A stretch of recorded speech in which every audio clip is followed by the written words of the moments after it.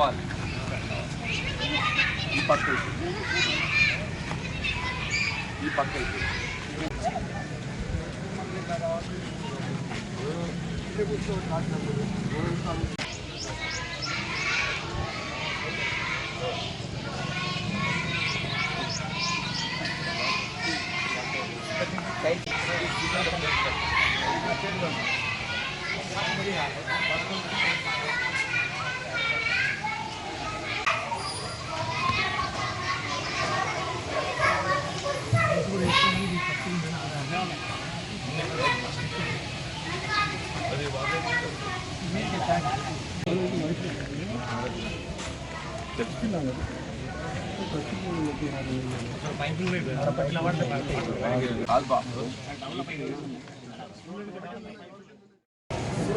వాస్తవంగా అనాది నుండి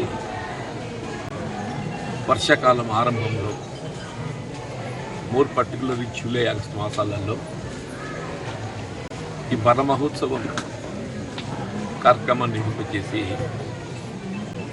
ప్రతి పాఠశాలల్లో పిల్లల ద్వారా కానీ గ్రామాలలో ప్రకృతి వనాలను పెంచే కార్యక్రమాన్ని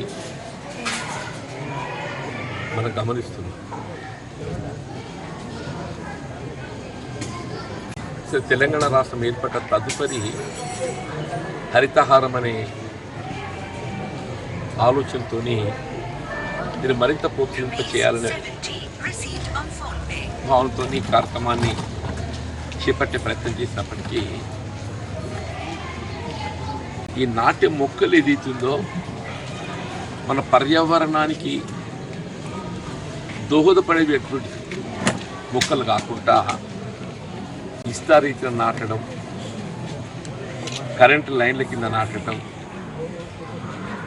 మనకు ఆశించిన వేరే ప్రయోజనం పొందలేక వాస్తవంగా ఈ నాట్య మొక్కలను ముందే మనం ఎంపిక చేసుకోవాలి. ఇప్పుడు వేప ప్రధానం,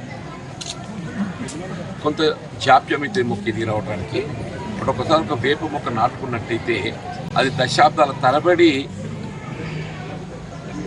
మనకు ఆక్సిజన్ అందింపజేయడమే కానీ పర్యావరణానికి దోహదపడుతుంది. అదే కానుగు మొక్కలు ఎక్కువ నాటాలి. నేను డీప్గా చూసుకుని తీసుకెళ్ళండి. ఈ రోడ్ బౌండరీస్లలో బ్యాంబూ పెట్టాలి.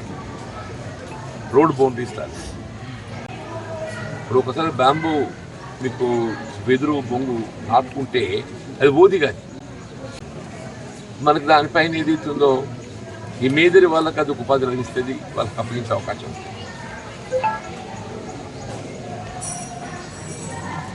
ఇప్పుడు పండ్ల తోటలు కూడా పెట్టే అవకాశం ఉంది. ఇప్పుడు వృక్షాలు పెడితే వృష్టిది కానీ అల్లం నీళ్ళది కానీ ఇట్లాంటి పెట్టే అవకాశం కూడా వృక్షాలు పెట్టి లేక అదర్వైజ్ సీతాఫల్. ఇప్పుడు గ్రామాలలో ఏదైతుందో ఈ రోడ్ బౌండరీస్ ఏదైతున్నదో ఇప్పుడు వెదురు ఏ విధంగా మేదరి వాళ్లకు అప్పగించే విధంగా అట్లాగే సీతాఫల్ కానీ మామిడి కానీ బుచ్చిరాజులకు అప్పగించే విధంగా కార్యక్రమం చేపట్టినట్టయితే ఇటు ప్రకృతిని మనం ప్రోత్సహించిన వాళ్ళం అవుతాం, ఇంకోవైపు ఏదైతుందో బలహీన వర్గాలకు ఉపాధి పెట్టే వాళ్ళని కూడా అవుతామని చెప్పండి. అంటే కొంత నిర్మాణాత్మకంగా వ్యవహరించాలి ఈ అంశాలు. ఈ గతంలో శాసన మండలిలో ఈ అంశం చర్చకు వచ్చినప్పుడు కొన్ని స్పెసిఫిక్గా సూచించాను.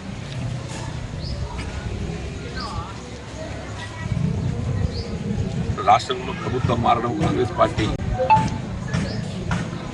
ప్రభుత్వం ఏర్పడటంతో కొంత నిర్మాణాత్మకంగా వ్యవహరించి ఈ వన మహోత్సవంలో నాట్య మొక్కలు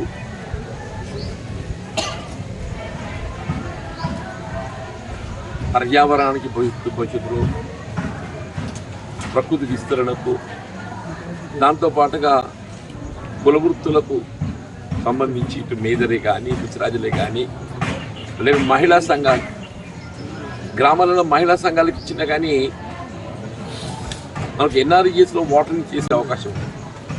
ఎన్ఆర్ఈఎస్లో వాటరింగ్ చేసుకునే ప్రొవిజన్ ఉన్నది. చెట్టు గుంతలు తీయచ్చు, గార్డింగ్ చేయవచ్చు. ఇప్పటికే ఇవాళ మనం ఆరంభిస్తే రాబోయే 4 సంవత్సరాల కాలంలో ఈ ఫలాలు అందిస్తే మనం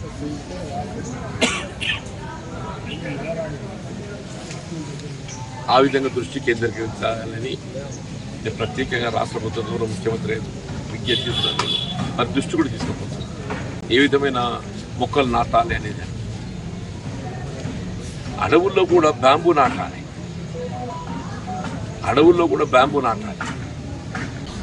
రాష్ట్రంలో రైతాంగానికి సంబంధించి అంటే వాస్తవంగా ప్రస్తుతం మనం జాతీయ స్థాయిలో గమనిస్తే దేశంలో ఎక్కడ లేని విధంగా రాష్ట్రంలో రైతు సంక్షేమానికి కట్టుబడిన ప్రభుత్వం ఇవాళ తెలంగాణ ప్రభుత్వం, కాంగ్రెస్ పార్టీని చెప్పక తప్పదని. రైతుపై ఏ విధమైన భారం లేకుండా రైతు చెల్లించాల్సిన 50% కూడా రాష్ట్ర ప్రభుత్వమే భరించే విధంగా కార్యక్రమాన్ని అమలు చేసే విధంగా ఆలోచించడం హర్షించదగ్గ విషయం. కొన్ని పేర్కొన్న 4 కార్యక్రమాలే. ఒకటి ఉచిత విద్యుత్తు,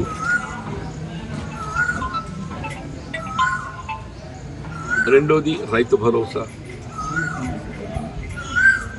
మూడోది రుణమాఫీ, నాలుగవది సన్న రకాలకు 500 రూపాయలు ప్రోత్సాహం క్వింటల్కు,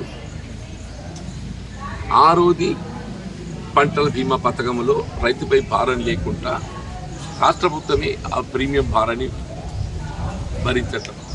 ఈ 6 ప్రోగ్రామ్స్ ఏదైతే ఉందో దేశంలో వివిధ రాష్ట్రాలు ఉన్నాయి, 29-30 రాష్ట్రాలు ఉన్నాయి, బీజేపీ రాష్ట్రాలు ఉన్నాయి. ఏ బీజేపీ పాలిత రాష్ట్రాలను కూడా ఇంకా ఈ విధమైన కార్యక్రమాలు అమలు చేస్తలేదు. This is only the government.